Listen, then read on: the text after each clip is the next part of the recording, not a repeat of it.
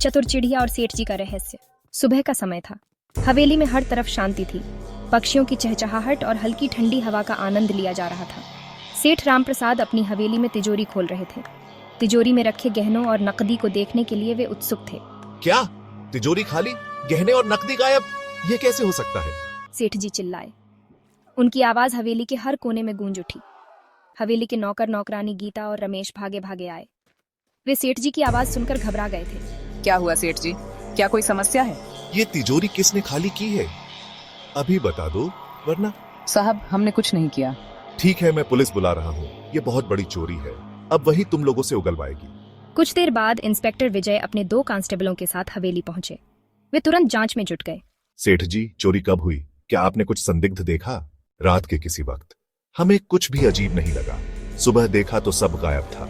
तिजोरी पूरी तरह से खाली थी। विजय ने गीता और रमेश को सामने बुलाया। दोनों के चेहरे पर चिंता की लकीरें साफ नजर आ रही थीं। तुम दोनों कितने समय से यहाँ काम कर रहे हो और क्या तुमने कुछ अजीब देखा है? साहब, हम यहाँ 10 साल से काम कर रहे हैं। हमने कुछ नहीं किया। हम हमेशा ईमानदारी से काम करते हैं। हाँ साहब, हम बेकसूर हैं। हमें नहीं पता कि ऐसा कुछ कैसे हो सकता है। किसी और का आना जाना हुआ? क्या किसी ने कुछ संदिग्ध हरकत की? नहीं साहब, बस एक तोता हर रोज खिड़की पर बैठता है। वह भी कुछ खास नहीं करता, बस बैठा रहता है। तोता?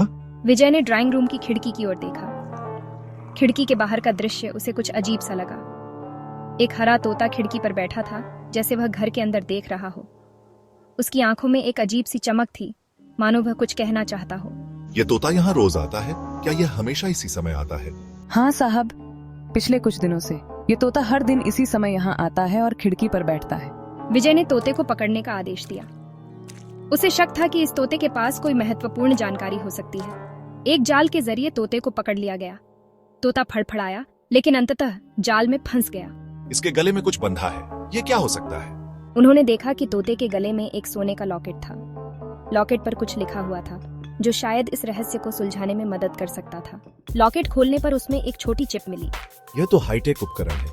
चिप की जांच करवाने पर पता चला कि यह कैमरा था, जो ड्राइंग रूम की गतिविधियों को रिकॉर्ड कर रहा था। यह तो किसी पेशेवर का काम है। क्या हाल ही में कोई बड़ा चोर भागा है? सोचते हुए उन्हें याद आया कि कुख्यात चोर राजन, जो जानवरों को ट्रेन करने में माहिर था, हाल ही में फरार हुआ है। ये जरूर राजन का काम है। विजय ने तोते को ढीला छोड़ दिया। इसे फॉलो करो, ये हमें राजन तक ले जाएगा। तोता उड़कर शहर के बाहर एक पुराने खंडहर में पहुंचा। पुलिस टीम ने खंडहर को घेर लिया। राजन, बाहर आओ। राजन भागने की कोशिश कर रहा था, लेकिन पुलिस ने उसे दबोच लिया। पूछताछ में राजन ने सब कबूल कर लिया। मैंने इस तोते को सेठ जी के घर की जासूसी के लिए ट्रेन किया था। ये अंदर का वीडियो रिकॉर्ड करता और मुझे इशारा करता था। पुलिस ने सेठ जी के गहने और नकदी बरामद कर ली। गीता और रमेश पर से सारे शक दूर हो गए। सेठ जी ने विजय को धन्यवाद दिया। विजय ने मुस्कुराया और कहा, कभी कभी चोर जितना भी चतुर हो, कानून उससे एक कदम आगे होता है।